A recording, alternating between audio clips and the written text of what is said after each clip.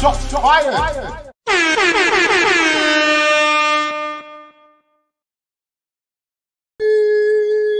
We are live again, ladies and gentlemen. Big up every single one of you. It is Friday. It's Friday. Yeah. Big up the gang, though. Now, my love and respect to every single one of you, man. It is Friday evening, Friday afternoon. We are going to be diving in. Rio Ferdinand, warning the Premier League about that this league right now is red. This league right now is red. And Rio Ferdinand knows it. The rival fans know it. Everybody knows it right now, ladies and gentlemen. We're going to be diving in and looking at everything there is to look at surrounding Arsenal Football Club going into the game tomorrow against Aston Villa. That is a big one. A very, very big one. We see what Aston Villa done to Manchester City the other day, right? Okay, we know Wagwan, ladies and gentlemen. Unai Emery is going to try and turn up. Okay, it's an away fixture for Arsenal. It's going to be a challenging one, but we're going to dive in and we're going to get there. We're going to get the 3 points as we usually do. Yeah, that's predicted anyway. But anyway, make sure we are hitting the like button. Do subscribe to the channel if we are new. Turn the notification bells on, all that type of stuff. Much appreciate every single one of you. Man like Rio Ferdinand speaking facts right now. Arsenal are the real deal. Yeah? Everybody better be scared. Every single one of you guys better be frightened. Arsenal coming for the Premier League this season, according to the rival fans. They all know it. They all know it. Us Arsenal fans, some of us are optimistic, some of us are skeptical. But, you know what it is. You know what time it is, ladies and gentlemen. Yeah, those rival fans, sorry. They are worried. They are worried. And Rio Ferdinand is just putting it out there, letting Man City know, letting the Man City fans know, letting Man United know, letting everyone know that Arsenal are the real deal. Arsenal ready to take that Premier League by storm this season, ladies and gentlemen. Are we going to make it happen? What do we do? What do we need to make it happen? You know, there's positions that Arsenal need to fill. Are they going to fill them in January? Are they going to do that? Are we going to make that happen? Questionable. You know, some reports coming out to suggest that Arsenal won't be signing any players in January. In fact, Arsenal have to sell players before they can sign any players in January. So let's see what happens, man. There's a number of links. There's more players being linked, but we will dive into those stories on another stream. Make sure we are hitting the like button. Make sure we got our notification turned on, all of that type of stuff. We don't want to miss out. So Rio Ferdinand thinks Man City should look at Arsenal as the real deal, ladies and gentlemen, because we are the real deal at this moment in time. We are finding ways through and we are making it happen. Collecting 3 points along the way. Declan Rice turning up. Sealing victories for Arsenal in the final moments of games. Yeah, we have scored 5 goals in injury time so far this season. It's showing that Arsenal are trying to go all the way. It's showing winners' mentality. It's showing we're not giving up. We are not here to give up. We are here to learn from last season and go all the way. Even though the football isn't as great as it was, some people do expect that the Arsenal are going to step up a gear. We're going to go to gear 3 and we're going to go to gear 4 and gear 5 in the second half of the season. We're going to see that beautiful football that we saw last season. But at this moment in time, it's all about discipline. It's all about work ethic. It's all about working hard and going to the final whistle, making sure that we get a job done. Arsenal's mentality right now is about coming out at the end of the game winners. Yeah, we don't want to get a draw. We don't want to lose a game. We want to make sure we're going for it and we're coming out winners. Yeah, and that's what Arsenal have been demonstrating this season. It hasn't been beautiful. It's been scrappy. It's been ugly, but we've made it happen, ladies and gentlemen. And that's the most important thing.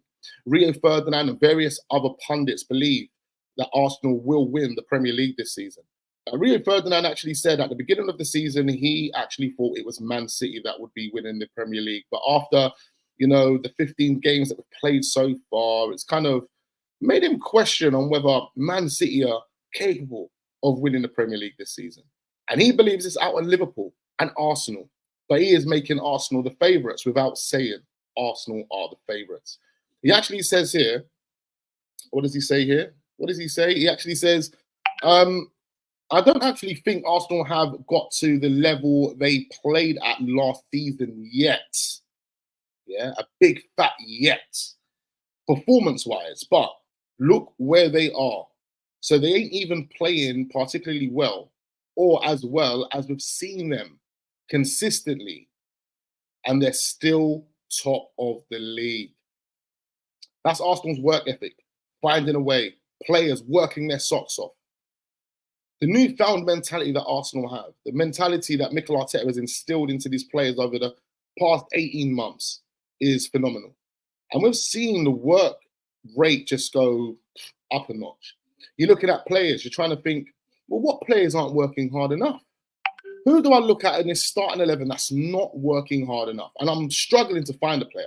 I think everyone is working really hard. You might see players vanish. You might see some players disappear and go missing in games. It happens. It happens to the best of players sometimes.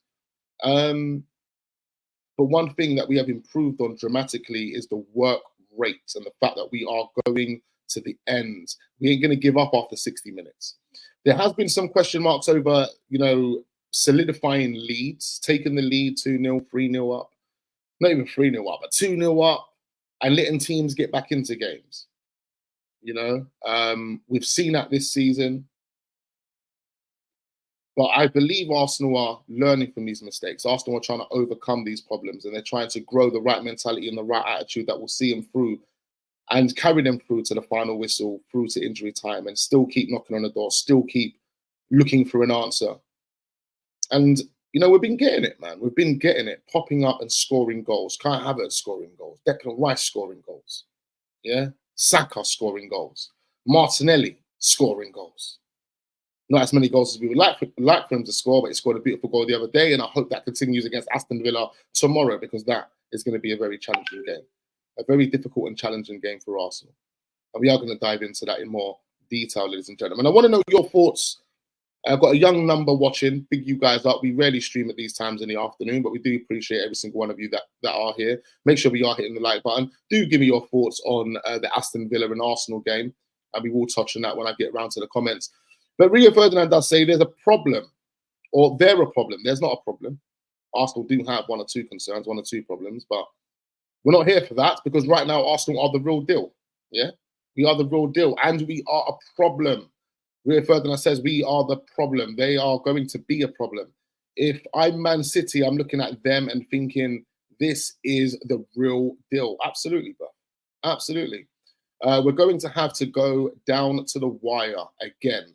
We can't afford to be dropping points at Villa the way they did. Absolutely. Aston Villa absolutely ruined Manchester City the other day. It's another reason why I'm slightly concerned and worried going into this game. But I do believe in my players. I do believe in the performance of those players, and what we have been doing in those 90 minutes will see us through. If we continue to carry that momentum, if we continue to play to the level that we have been playing, if we continue to have the same fight that we have been having, we will find a way. Aston Villa had some amazing moments against, Man City, and they didn't take their chances. It could be a different game against us, a totally different game. But again, I believe in my defence. I believe in William Saliba. I believe in Gabriel Magalhaes, because these are two rocks right now, two solid defenders whose partnership has just grown and grown, and they've gone on to become, top 3 partnerships in world football at this moment in time. William Saliba is the best centre-back in the Premier League. I don't want to hear anything other than agreement. I know people will disagree, of course, but no, William Saliba is the best centre-back in the Premier League right now. One of the best, top 3 centre-backs in world football at this moment in time. Okay? So on that basis, I have a lot of belief that the defence won't have any issues. The defence will be able to prevent this Aston Villa team, this Ollie Watkins, Moussa Diaby, Leon Bailey. When you mention the names, you get worried. These guys are on smoke.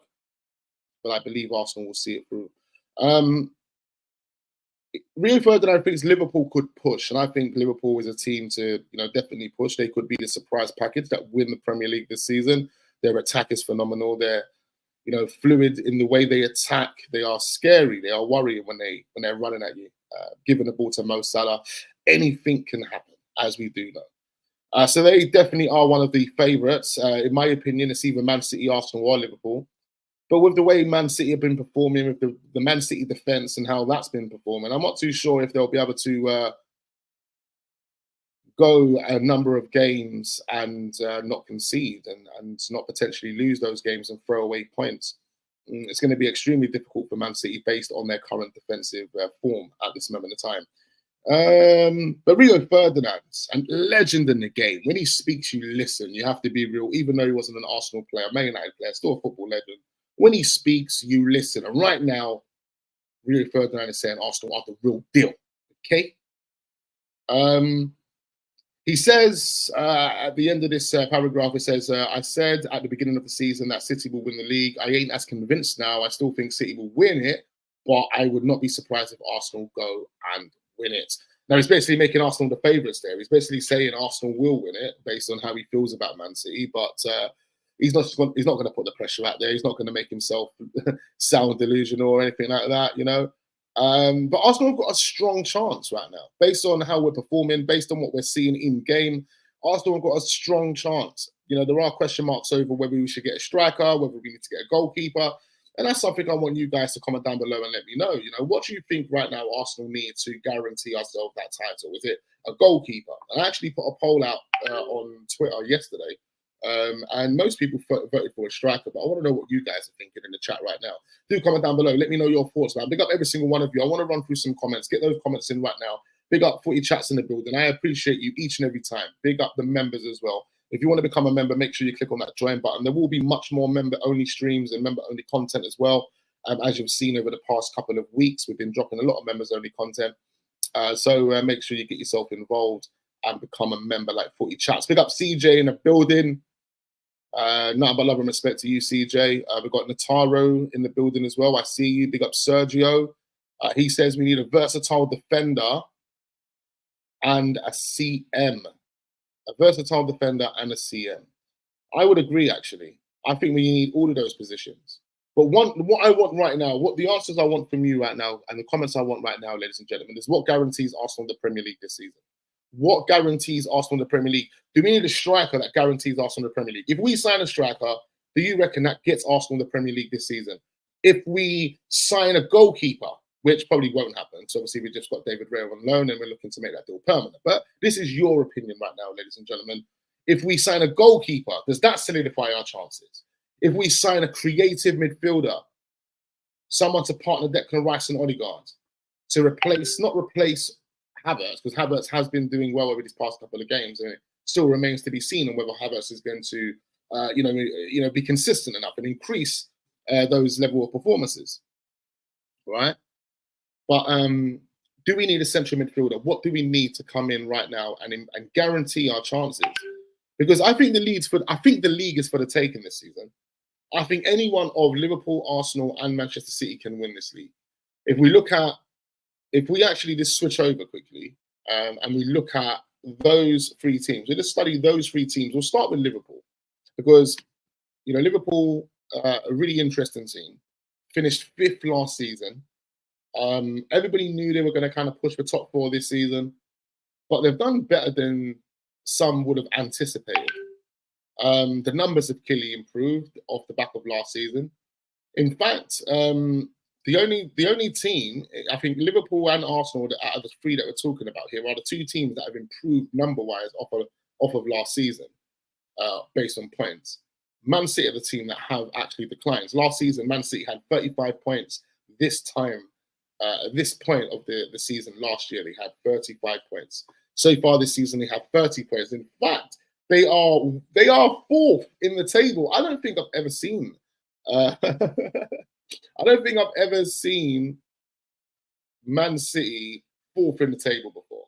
I can't remember the last time that was. They're so frequently at the top of the table. I can't remember the last time I see them 4th in the league. But they are. Aston Villa are above them.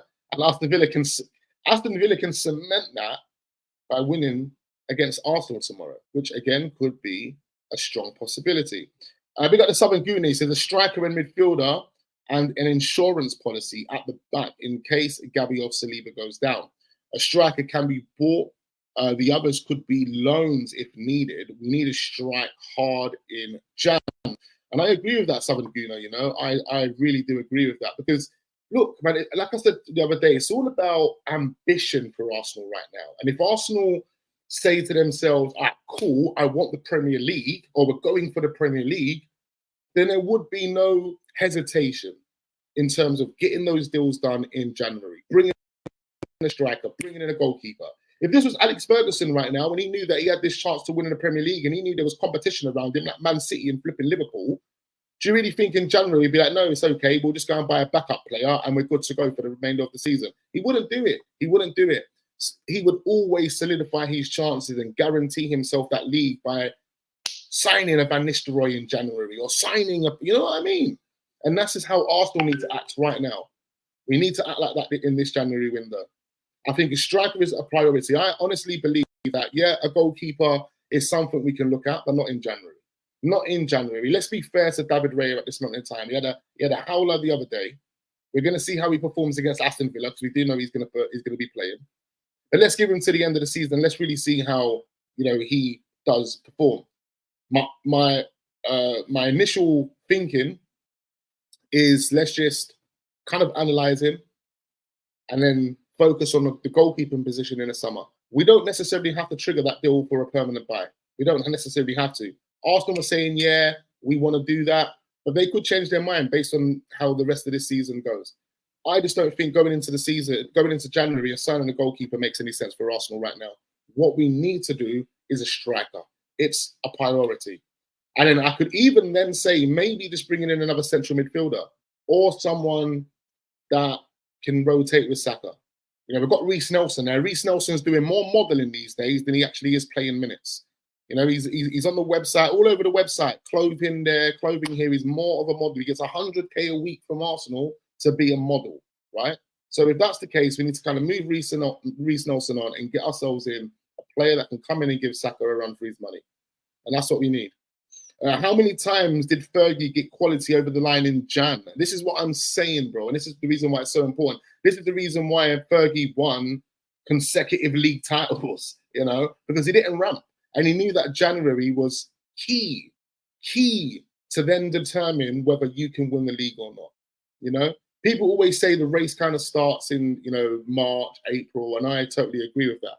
But going into January, off the back of a great first half of the season, that January gives you the chance to then really guarantee that title. And that's it, man. That's it. 1 or 2 food signings, and we're over the line, man. We're over the line. Sergio says, dump both keepers. We need a world-class one. If we dump both keepers, what world-class keeper would you actually go and get? I think someone mentioned it the other day, and a player that I would be extremely interested in would be Atletico Madrid's goalkeeper, Oblak. I think he would be a phenomenal signing, world-class, been there and done it, Champions League experience, won the Liga title, won domestics. He knows what it's like to get over the line. Ramsdale and Raya, they don't know what it's like to get over a line, I think it's stupid for us to kind of try and fix that in January, but ultimately they're not 2 goalkeepers that are going to carry Arsenal over the line or even give you the confidence to believe they can get you over the line. So on that basis, getting a new goalkeeper in January, in the summer, makes absolute sense. And Oblak would be the perfect goalkeeper for me. People will always start saying, oh, can he play the ball out from the back, though? Listen, most goalkeepers can play the ball out from the back. It's not that hard.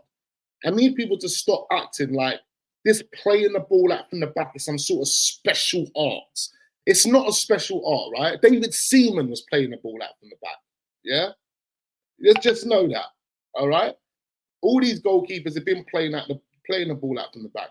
Overall, the main focus should always be goalkeepers' distribution and how he kind of manages in those moments. But as long as he's composed, as long as he doesn't lapse in concentration like Ramsdale does, you'll have no problem with playing the ball out from the back.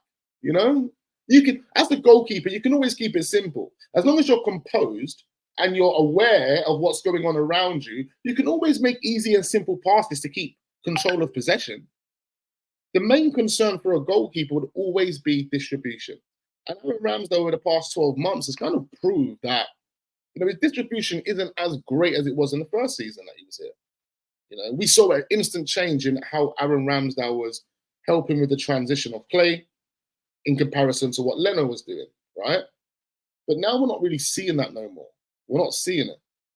And I mean, David Raya is more or less on the same level as Aaron Ramsdale when it comes to distribution anyway. So listen, man, I think if we want to, you know, challenge and win leagues and do it back to back and, you know, win trebles and things like that, goalkeeping position is a priority. You know, you look at all the teams that have won the Premier League consecutively, or just won the Premier League in general. Even Leicester. Even when Leicester won the Premier League, who do they have in goal? They had Kasper Schmeichel, bro. You know, like Kasper Schmeichel isn't a dead keeper, and he's definitely a commanding leader. You know, so you know, and then you look at all the other teams. You know, the Man Uniteds of old, and even the Arsenal of old, and every team, Chelsea's, everyone had solid goalkeepers. You know. Big up Abdullah in the building. Now, but love and respect to you. Footy Chat says, I don't want to hear any excuses in January. The money is there, so use it properly on players. We actually need and not backup options. Exactly. We have backup options now. We don't necessarily need backup options. We need to bring players in that are improvements on the players that we already have. And then those players that we already have, they become the backup options. Do you understand? You know? You don't bring in backup options. When you're a team that are trying to challenge for a title, you don't bring in backup options unless your starting 11 is so tight and solid down to a T that you don't need to bring improvements. But the only way your starting 11 is solid and down to a T is if you're demonstrated winning trophies on a consistent basis. Otherwise, if your team isn't demonstrating that they can win trophies on a consistent basis like Man City have, then you don't necessarily need to obviously bring in improvements on the starting 11 that you already have. You can potentially bring in players that are on par with them, or some players that are young that might need a bit of developing. You know what I mean? So there's a different approach. But when you're just out here saying, "Oh, yo, you know what? Let's sign Cedric Suarez. Let's sign Pablo Mari." And I know this was time ago, but I'm just going to use these type of players as an example. If you think about it right now, Pablo Mari and Cedric Suarez are two wastes of time, waste of signings, waste of money, just waste of everything. Cedric Suarez is still here eating money. Reports coming out within the last 24 hours to suggest that Suarez could be sold in January. No one's going to buy him. And if anyone does buy him, they're going to convince Arsenal to sell him for free. They're not going to pay any money for him. You know them way there. So, you know, when you look at those type of players, it's like, well, we didn't necessarily need to sign those dons, did we? We didn't necessarily need to sign them. The same with the Lokongas and, you know, Tavares, these players here, that it's like hopeless players that were never worthy of wearing an Arsenal shirt, you know. We're not seeing those signings being made by the Man Cities and the Liverpools, and you know, they're signing players that instantly improve what they're doing. And if they don't need to improve, it's only because they're winning everything. And then even when you're winning everything, you still improve. Like, come on, man, Man City just done the treble, and they still went and had to replace Gundogan and these dons. You know, they still had to. And in my opinion, I don't even think they significantly improved on the players that they sold. You know, when you're looking at the Gundogans, come on, does Kovacic and Nunes from Wolves really replace what they lost in Gundogan? No. You know, I like Nunes. I think Nunes would have been fantastic at Arsenal. He's the type of player I love. You know, there's number 10, number 8, those attacking midfield players, like to drop deep, collect ball, help transition, open up doors, strikers, goal, all of that type of stuff, right? Love that. He would have been sick at Arsenal. He would have been a preferable and better signing than Kai Havertz. But maybe Mikel Arteta had a different kind of thinking behind why he wanted Kai Havertz. So I'm not going to go into all of that. But they're not significant improvements on Gundogan, you know? And then you got to think like Doku. All right, Jeremy Doku has come in and he's done very, very well. Got himself a few GA. Looks really fit. Looks really powerful on the ball. He's got a great dribbling ability, really fast, really pacey. But is he really an improvement on Riyad Mahrez? Maybe in 2 years, maybe in a year, maybe 2 years, 3 years, maybe. But instantly, no. He's not an improvement on Riyad Mahrez. So on all those bases, you can see that, look, Man City have declined. Man City have regressed. And it's one of the reasons why they are not in the same position as they were last season. They're 5 points behind that position. And they clearly haven't improved, you know. Let's read through some more of these comments. Make sure you are hitting the like button. Much appreciate every single one of you, man. If anyone in here is on our group chat, make sure you share the video in the group chat. Get everyone in the group in this video. Big up Jigger. I see you, bro. Sergio says, in Jan, one defender, one central midfield, and Victor Huseman up front, title done.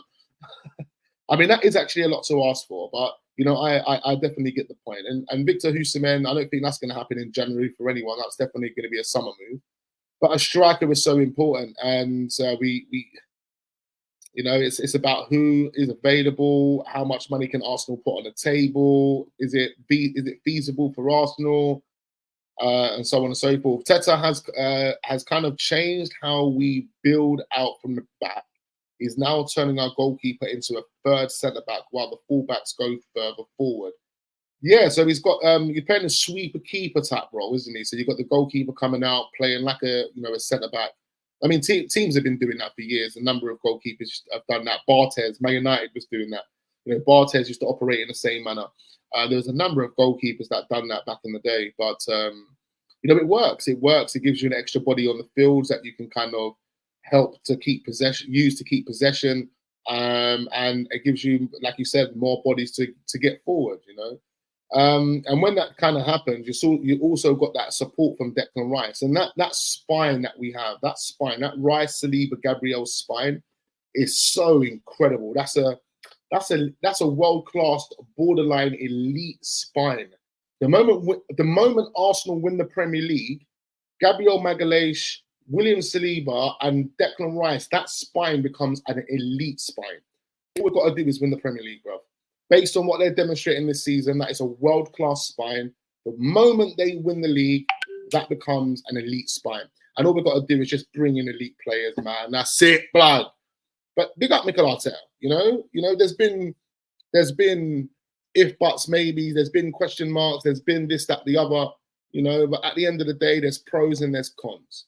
You know, we understand what the cons are. We'll be concerned about those cons. We'll call those cons out whenever those cons occur. But there's also pros, you know, and you can't be, you know, if you're an Arsenal fan, you've got to respect both, and you have to appreciate both. You have to acknowledge both. You know, them way there, bro. You said there's people out there that won't do that, and they will have their agenda, and that's people with an agenda. I don't have an agenda. My only agenda, ladies and gentlemen, and the real ones do know, is for Arsenal to fucking win. Pardon my language. I don't even know why I just swore there, blood. I'm trying to clamp that out, man. I'm trying to like literally rub that out, bro. YouTuber doing me dirty because of that. I'm telling you. So it explains why Ramsdale and Raya is struggling, because exactly based on that system, they don't really have it. They don't have the on the ball ability. You know, goalkeepers need to have the on the ball ability. You know, I'm trying to think of goalkeepers that had really sick on the ball ability, like. People will question Emi Martinez. This is so mad because I had a massive debate, not even a debate. I had an argument through a tweet that I put out. And you know what? I'm going to be honest. I was looking for it. I was hoping for it. You know, like I was actually fishing for that level of engagement. And I don't care if it was positive or whether it was negative, but I wanted to put it out there because I wanted people to understand that you've got all this energy and you've got all this BS for one manager because you want to back him and you want to do this, but you never had the same energy for another. And that's all it is.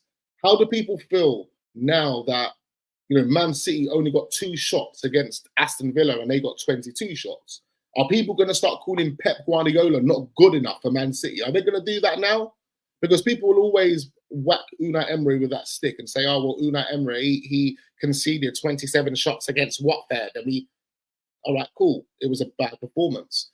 The game after that or the game before that, people didn't bring up the fact that we had 19 plus shots against Tottenham and they only had about 6. That was the game before or the game after Watford. I can't remember exactly which one it was, which way round it was, but people will always quick bring up that Watford game. Even people who, a lot of the time, you take their opinions as really genuine and really like. Do you know what I mean? Like you take these guys in, like, because they've got a big foundation as well. You got, and straight away, oh well, but look at that Watford game. What do you mean? Look at the Watford game. Well, look at the Tottenham game after the Watford game. Did you not see how many shots we had in that game? But you were quick to call Unai Emery shit and not good enough and blah blah blah blah blah, and continue to do so still to this day. But are you going to have the same energy for Pep Guardiola now? Because Pep Guardiola only got 2 shots against Unai Emery's 22 shots. Now look at the comparison in terms of team. And that's the only energy I was having, really. You know, Unai Emery, I've even said before that I was disappointed in Unai Emery. I probably called Unai Emery out when he was Arsenal manager. I definitely have. And I'll give you reasons as to why I did. You know why I called Unai Emery out as manager? Because me personally, I was so in love with Arsene Wenger football. What I was seeing from Unai Emery and the way he wasn't utilising the fucking wizard in Mesut Ozil, I took it personally and I was like, fuck this, done. Okay? That's why. That's why. I don't give a shit, blood. I'm not used to this slow, lethargic football. I wasn't used to it. And on that basis, I was calling it out. And I wanted Arsene Wenger football to be back. I was calling for Luis Enrique at that point. Why? Because Luis Enrique was the manager that I analysed at that time that was playing the closest football to what Arsene Wenger was playing at Arsenal Football Club. And I knew that having this transitional period, going through Unai Emery and having this manager, after what I've seen, it's not going to be good for Arsenal's future. I don't want to see this type of football. Now, look, that's the reason why I was ultimately out. But if I am to be totally fair to Unai Emery, was he given enough time to really implement an idea, really implement his style, really buy the players that he wanted, really splash the money that he needed to splash in order to overhaul the squad? No, he wasn't. And that's just me being fair. Now, we don't know if Unai Emery was given more time at Arsenal Football Club, he could have done something special. Another thing that we have to also bear in mind is that there was the powers that be at Arsenal that were cooking the books, that were doing dodgy dealings behind the scenes that led to Unai Emery being restricted and not getting what he needed to obviously take Arsenal up. So you're going to blame Unai Emery for that, or you're going to blame the person that hired him and the person that fucking was the culprit in doing those dodgy dealings in the first place? There you go. But no one's going to have that energy for Unai Emery. And what's really wound me up, and the reason why I've had to now kind of backtrack after being Unai Emery out, backtrack to say, you know what, we've been unfair to Unai Emery, is because of the treatment that everyone has given to fucking Mikel Arteta. Sorry, I've sworn again. But that's what it's been. You gave all this treatment and all this protection and all this support to the manager, but then you want to criticise the other manager because he had one season where in Baku he got to the final and he lost. Fucking hell, man. Like, it's really harsh. And I just wanted to put that out there, basically. We're talking about Unai Emery and Mikel Arteta anyway because we're going against Aston Villa. And this is a very, very good point. But I had people online proper trolling me, proper calling me names. Oh, go and support Aston Villa then. Go and support Aston Villa then. Flipping hell, bro. I'm just letting the fans know that what you're saying online right now, you're fucking delusional.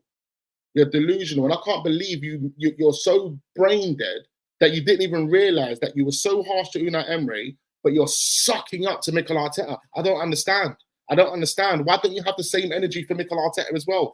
You know, another thing that I wanted to quickly highlight, right? Another thing that I wanted to quickly highlight is that people will say, oh, well, the Watford game's bad.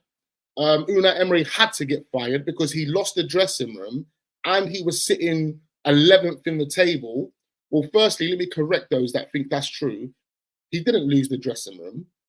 Yeah, that was just rumours for one. And he didn't sit 11th in the table. He was actually 8th or 9th in the table. It was Ljungberg that took us 11th or 12th in the table. And then Mikel Arteta took us back to 8th.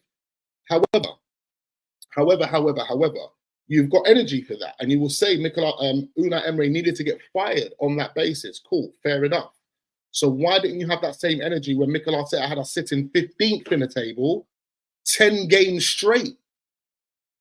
Where was the energy then? Willian signs, Gabriel Magalhaes signs, Thomas Partey signs that you bought a spine in. You bought a spine in. Now, look, I don't want this to be a rant. I don't want this to be negative or not anything like that.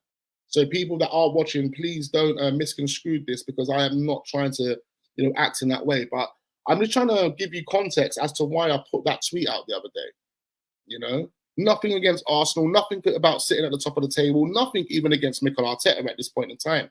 It's against those people that sit there online with their Twitter fingers, chatting shit and not showing respects to people that actually tried to help our football club. Okay? And that's it. That's it. Favoritism. There we go, man. Big up Wax. What do you think about Douglas Luiz? Are we signing him? Asked Francis. I don't think Aston Villa are going to be open to selling Douglas Luiz, not in January anyway. Reports coming out the other day suggested that Aston Villa want at least £100 million for Douglas Luiz. £100 million. These men are on crack, bro. I don't know what their man are smoking over there. Raul Sanelli will pay for his crimes, says Raul. Says Samuel. My bad. He says, I agree. Unai was screwed by the powers that be. Dude never got any player he wanted. I dipped it when he promoted academy guys like Saka, Gabby, Willock, as these. Exactly. I mean, he had to promote those players, and that was one of the philosophies under Unai Emery, was to promote younger players because he wasn't given the finances. Remember, in Unai Emery's first season, he was only able to spend about 65 million, bro. Mikel Arteta had a similar situation as well, though. I'm not going to take that away from him, but you know, it's difficult. It's been difficult at Arsenal, man. It's only now under Mikel Arteta Arsenal have really let off the checkbook. They have literally just. They're treating that checkbook like it's a flipping M16, bro. They're just letting it off, you know? Like, I've never seen Arsenal let off the checkbook like this in my life. You know, we all know how Arsenal have been not greedy. I wouldn't say greedy, but I would say, like, I will say to a degree tight. There has been some tightness going on. And obviously the conflicts and the political situations that have been taking place behind the scenes at Arsenal have led them to not spend money, you know? But now we've overcome that. We are out of that darkness. We are in the light, ladies and gentlemen. We have got super Mikel Arteta driving the bus, calling the shots. We've got Stan Kroenke and Josh Kroenke splashing the money. Big money, yeah? £100 million players. Okay. You love to see it. How can you be upset? How can you be frustrated? Of course not. We're gassed. We're in a great position right now. You know, Rio Ferdinand is saying the real deal. Arsenal are relentless. Arsenal can win the Premier League. In fact, Arsenal will win the Premier League, but I'm not going to pull it out there. But that's how most people are feeling. We've done reactions to Rory Jennings. We've done reactions to people on TalkSport, reactions to all these different content creators who have said they believe Arsenal will win the Premier League. For me, there's no excuses, ladies and gentlemen. There are no excuses. We need to get it done. We need to go into January. We need to make it happen. Big up my guy Static in the building. Much appreciate you, Static. There's 34 likes on the video. Hit that like button, please, ladies and gentlemen. We do appreciate every single one of you. I was saying the other day that Mikel still hasn't replaced Torreira. People were saying Jorginho is his replacement. I'm like, Torreira was Project Youth. Project Youth. How old was Torreira again? I think he was like 23, isn't it? He was about 23. Look, Lucas Torreira, man, he was just an unhappy don at Arsenal, weren't he? It was nothing to do with his qualities. It was nothing to do with anything other than, you know, how he felt and his attitude. You know, you can't have an unhappy player, you know. So, you know, Lucas Torreira had to go, man. But I mean, you could say we have replaced him. You know, Thomas Partey's come in. You know, Declan Rice has come in. You know, Kai Havertz has come in. Odegaard's come in. You know, like we have technically replaced him. Fabio Vieira. All these guys can kind of play in that position. And I think they're most, especially the DMs anyway. They're probably all better than Lucas Torreira. Well, they definitely are. Like Reece Nelson, Reece Rice. Rice and Thomas Partey definitely better than Lucas Torreira, though. Did you know Arteta got one of the other yellow cards this season after over celebrating after Rice's last minute goal against Man United? Wild. I know you know, this is a joke. He's going to be banned. That's another thing that I wanted to mention. He's not going to be playing. He definitely ain't playing. He ain't going to be on the sidelines for tomorrow's game. So no Mikel Arteta. We're going to have Earpod Albert. Now, I'm not even really concerned about that. You know why? Because every time we've had Earpod Albert on the sidelines, Arsenal have played beautiful football. Arsenal have played beautiful football with Earpod Albert on the sidelines. When he picks the team, or if he picks the team, but when he's managing the team on the sidelines, we play beautiful football. I don't know. Maybe I don't know.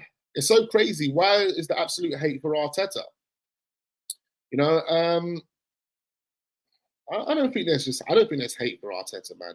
Look, I just think where Arteta had that passionate outburst the other day about referees, they're onto him, man. They're onto him. They're gonna anything that he does, they're gonna be onto. They're gonna blow it out of proportion. You know, they're gonna do anything to try and fine him, anything to try and ban him. But I mean, it's not their fault, really, is it? You know, it's Mikel Arteta to a degree not showing a level of respect. I totally understand it. You know, I agree with Arteta when I say, you know what, something needs to be done, something needs to be said, because these referees are absolute frauds. Yeah, absolute frauds. The officiating in the UK or in the Premier League is disgusting. Disgusting. I was watching Champions League football the other day. I have never seen a more competent VAR. Never seen it. I couldn't believe it. The game wasn't even being stopped. Decisions were being made within a split of a second. Over here in the Premier League, we've got to wait 5 minutes just for them to make up their mind. So I understand why Mikel Arteta is very, very frustrated, but I think there was a more classier way to go about it. And instead of demonstrating your frustration in the media, because, you know, the media want that. You know, the media love that. The media love that. We saw what they done to Klopp the other day. Some people don't understand it. But it's like, listen, Klopp's taking his job seriously. I'm standing here. I've got injuries. I've got games back to back to back. I've got cup competitions. I'm under pressure because we need to win. I need a Premier League. I need major honours. And you're sitting here making jokes about me kicking off at 12:30. All right, cool, bro. No, it's fine. It's fine. It's fine. You're going to do the same thing to the next on and the next on and the next on. All right, this is entertainment. So you can understand why you're so frustrated, because the media love to take the piss. They want to get a reaction out of you. They want to get something out of you so they can go and print newspapers the next day. And they're doing exactly the same thing with Mikel Arteta. The thing is, Mikel Arteta is biting. Mikel Arteta keeps biting. And that's why, you know, when he was asked about the officiating the other day, the media got their reaction. They knew what they wanted, and it led to him getting a ban. It led to him, or no, not even getting the ban. The ban was obviously for celebrating. But he led to him actually getting a 10K fine. Man got to pay 10K. Come on, bro. You know? But there was a classier way that Mikel Arteta should have done it. He should have just went behind the scenes, spoke to the owner, spoke to whoever, the chief executive, and then said, listen, this is the approach that we need to take. Let's go and deal with PG, MLO, and get this sorted right now. And that's how they should have done it. Lawyer, like, you know, most expensive lawyer in London. Yeah, he's knocking on your door. That's how we should have done it. You know, next thing you know, we should have let the media break that Arsenal have just dealt with the refereeing, the officiating, the PG, MLO, OL, sorry. You know, like that's, you know, but anyway, we're rambling, we're waffling, waffle session. Yeah, big up every single one of you in the building, man. I appreciate the numbers. Make sure we are hitting the like button. Do subscribe to the channel if we are new, and share the video if we can. Join our WhatsApp group. Link can be found in the description. That's where we continue the banter and all the gossip, all the real ones in there. Appreciate you guys. Yes, that the referees don't appreciate the hard work clubs put into their teams leading up to games. Exactly. Referees, media, they love to take the piss, man. They love to take the piss. But let's kind of move on to well, we're talking about Liverpool and, you know, Man City quickly, and I know I've just dragged that on. We've probably been on this segment for about half an hour, yeah. But, you know, looking at the numbers, I was going to say Liverpool looked like, to me, the only team that, other than Arsenal, looked like the team that could win the Premier League. I think Man City are going to have a tough time, especially if they don't sort their defence out. And they need, obviously, Kevin De Bruyne back. I don't think Kevin De Bruyne is going to be as good as he was before he was injured. I think he's going to take time to adapt and take time to, you know, get back up to full fitness. Some people are saying that he's running in training. Some people are suggesting online. So maybe he'll be back by, you know, the new year. But, you know, he's got some catching up to do. Let's be honest. He's got some catching up to do. And their defence is still leaky with Kevin De Bruyne or without Kevin De Bruyne in the team. Their defence is still leaky. So teams like Liverpool, teams like Arsenal, teams like Aston Villa, teams like Newcastle, they will exploit. And I think Man City, you know, after doing the treble last season, I think that was it for Man City. You know, you think, you know, someone mentioned this to me the other day, and this is really interesting. That, you know, Pep Guardiola, he's done everything that he wants now. You know, he's won the Champions League, he's won the Premier League back to back, he's won all the domestic trophies. Like, there's nothing left to win, you know. So on that basis, it feels a bit demotivated. He's not as motivated as he would like. You know, he's just kind of just going with the flow. Some people believe Pep's going to leave at the end of this season. If he doesn't win the Premier League, I think he will leave as well. But then if he leaves, that's fantastic news, because I think that will slightly be the downfall to Man City. Man City could potentially go through a similar process to Chelsea. You know, all it takes is for a manager to change. You know, how many managers has Chelsea been through at this moment in time? Since the Roman Abramovich takeover, they've had Tuchel, Potter, Lampard, and Poch. They've had 4 managers, bro, since that takeover. That takeover felt like it was last week. Yeah? That felt like it was last week. So, it's good to see that this has happened to Chelsea, but I'm actually hoping that this happens to Man City. I'm hoping Pep leaves at the end of the season and, the next manager that comes in isn't able to float the boat the way Pep was able to. So that's it. Our academy doesn't produce any fullbacks or CMs. Our academy is not producing anything at the moment, Melbourne. Nothing. 4 years into Arteta's career at Arsenal Football Club, this is his fourth anniversary now. Right now, ladies and gentlemen. Right now, this month, within the next week or 2 weeks, it will be Mikel Arteta's 4th anniversary, bang on, at Arsenal Football Club. And you're telling me in that space of time, we haven't been able to promote one youth project? Yeah, one youth graduate. No one. No one in 4 years. It's crazy. Unai Emery promoted Saka within 2 months. Crazy. I think the downfall is happening already. For Man City, that is. Absolutely, man. Absolutely. We have to beat Villa to make a statement, says Salako. I agree, man. Terrera's girl didn't want to stay, so it explained why he wanted to move to Spain. Yeah, she wanted sunny sunshine, man. He wasn't trying to deal with this horrid English weather. It's absolutely disgusting over here, bro. Even the summers are not that great. Like, the summers in London are dead. Like, you see the way, like, certain man in London will treat holidays or will treat trips to, like, local countries as, like, one-day trips. Like Amsterdam is obviously the obvious one. Like, everybody in London will treat Amsterdam like a one-day event. Yeah, we're going to Amsterdam, we'll be back tonight. People are doing that with Milan. People are doing that with Paris. People are doing that with all these different cities around Europe. Bro, that's how you need to treat London as well. Yeah, London is exactly the same. You come in, you shop in Harrods, you cut out again. Like, there's nothing else to it. London is dead. It's dead over here. It's dead. It's a one-day trip to London. We're out again in the evening. I still don't trust Arteta and Edu with the right signings. Remains to be seen. Remains to be seen. He has a higher percentage of flops than he does have successes. We do know that. But it remains to be seen, man. We'll see what happens with Arsenal in the January window.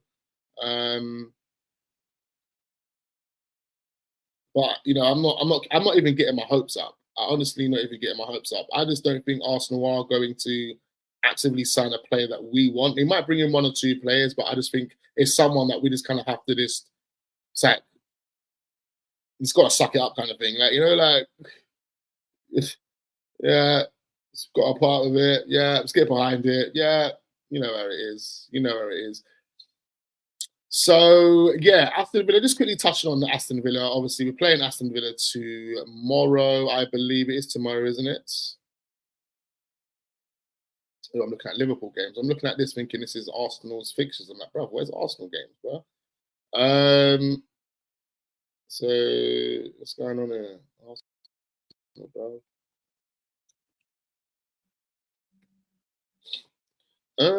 Not Arsenal news. It's one Arsenal fixtures. Arsenal. So Aston Villa tomorrow, 5:30 kickoff. Oh yeah, man, this is going to be a beautiful game. Beautiful game. TV and streaming. It is on Sky Sports. Love to see it. Oh, it's going to be a beautiful game, ladies and gentlemen. Let's just quickly look at Aston Villa's recent results and what they've been doing recently. As we do know, they've got that 1-0. They've got a 2-2 with Bournemouth, questionable, doing well in the Conference League. They beat Tottenham 2-1. That was away as well, so they're getting goals away from home. We've got 2 goals away here as well. We do know what their home record's like. We know that their home record is extremely. I think it's one of the best home records in the Premier League at this moment in time. Haven't lost for about 18 consecutive home games or some shit like that. I can't remember what the exact number is, but I think they hold one of the best home records in the Premier League at this moment in time. And as we know, we're going to Villa Park tomorrow. So, at home, we don't necessarily need to look at their home numbers because we know their numbers are good.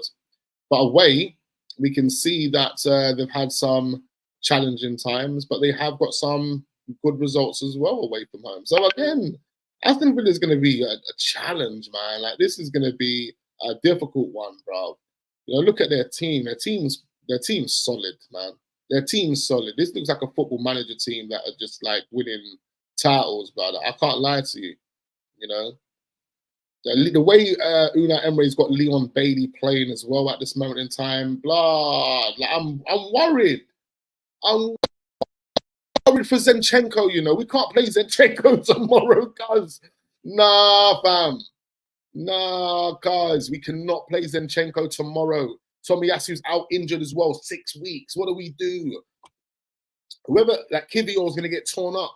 We can't play Kivior at left back tomorrow. Leon Bailey is on smoke right now. And I want to see how Mikel Arteta manages it. Liverpool are playing Crystal Palace at 12:30 p.m. UK. They play before us. So they could go top of the league if they win. They're probably going to win. Crystal Palace has been on, they're dead. They were chucking bottles at Roy Hodgson the other day, which I think was absolutely disgraceful.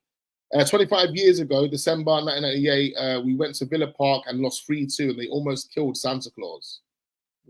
What? One of the craziest games that you'll never hear about. Nah, it was the weirdest. I don't know. 1998. I can't remember that far back, bro.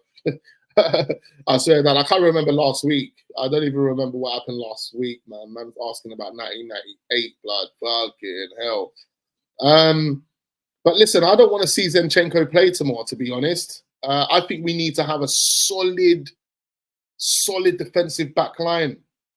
But then you think, who can play there? Who is going to go in there? Tomiyasu injured. Zinchenko can't defend. What do we do? I don't know, man. Kivior's just not experienced enough. I just don't think he's going to handle the pressure. Leon Bailey or Moussa Diaby, whoever he puts there is going to be on smoke. The way, man, we're going to see it tomorrow. The way Moussa Diaby moves on the ball, he's so silky, blood. Like, I've never seen, obviously, we've seen players like Messi, but you rarely see, shall I say, players that can run with the ball where the ball sticks to their feet like a magnet. Like the ball sticks to your feet like a magnet, cuz your ball control is mad. And that's Moussa Diaby, boy. His ball control is on point. I just don't know how we let him go to Aston Villa. Moussa Diaby, I wish we'd have signed him. I wish we would have signed Moussa Diaby. But Leon Bailey is definitely on smoke, and he is someone that we have to look out for tomorrow. Ollie Watkins is another player that we're definitely going to have to keep an eye on tomorrow, man. That's going to be an interesting one. Obviously, William Saliba and Gabriel Magalhaes have been fantastic this season, but so has Ollie Watkins. I think Ollie Watkins has got about 10 goals so far this season. 10 goals is a good amount of goals to have halfway through a season. I think Ollie Watkins is someone that could probably go and do, 20 goals this season, 20 plus goals. You never know, man. Like, looking at his stats so far, look, he's on 8. Wow, Ollie Watkins is on smoke this season, bro. Hey, them numbers are good. I'm not gonna lie, bro. Like, he's got 8 goals and 6 assists in 15 games. I thought he had more goals than that, but like, even without the extra goals that I thought he had, these numbers are sweet. That's 14 GA, 14 GA in 15 games for Ollie Watkins. That is phenomenal.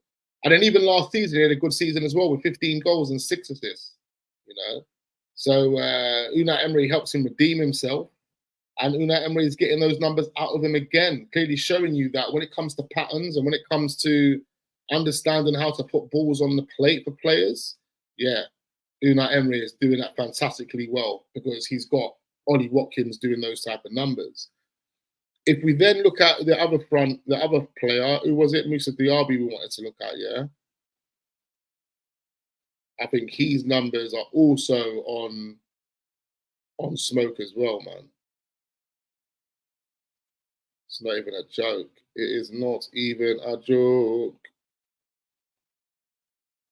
All I've done is press back and you're telling me Who was the other one? Musa Diaby. I wanted to see his numbers for this season. First season in the Premier League.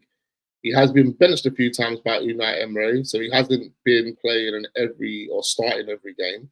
But he's got seven. He's got 7 GA in 15 games. 7 GA in 15 games. Not all 15 of those have been starts, so that's something that you got to question. But yeah, man, like come on, and yeah, man, it's going to be a difficult game tomorrow, man. Let's just quickly look at Arsenal. Let's look at our boys. Let's look at our boys. Kai Havertz. Kai Havertz redemption. Is it real? Is it fake?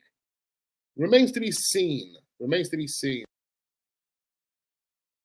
But if we look at the stats for Kai Havertz, 3 goals in 15 games. So not much of a difference between him and Musa Diaby. I think Musa Diaby's got 3 more GA overall in the same amount of performances, in the same amount of games. But, you know, we paid 25 million more for Kai Havertz, didn't we? But he's starting to find himself. Is Kai Havertz the guy? Is Kai Havertz gonna, you know, start, you know, scoring goals and start being an integral player to what Arsenal were doing? Will he be integral to Arsenal's chances of winning the Premier League this season? You know, Champions League winning Kai Havertz, bloods. Put some respect on his name. Hey, all right. You know what? Yeah, I just wanted to see Saka's stats. I know Saka's the only player that's probably got a good enough GA so far this season. Let's look. Saka GA this season.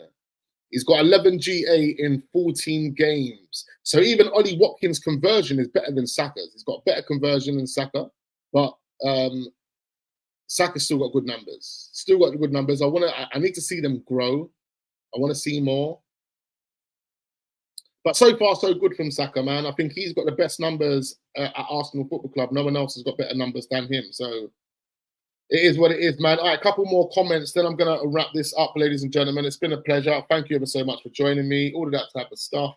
Couple more comments. Then I'm gone again. We will be back tomorrow in the morning with another stream, talking about Jamie Carragher and Declan Rice. So you don't want to miss out on that one. Wax, these men are just on form. Let's see how long they last. Absolutely. Wasn't it 5 goals and 5 assists for Saka? No, he's got 5 goals and 6 assists. So 11 GA in 14 games. But again, the conversion isn't the same as Ollie Watkins.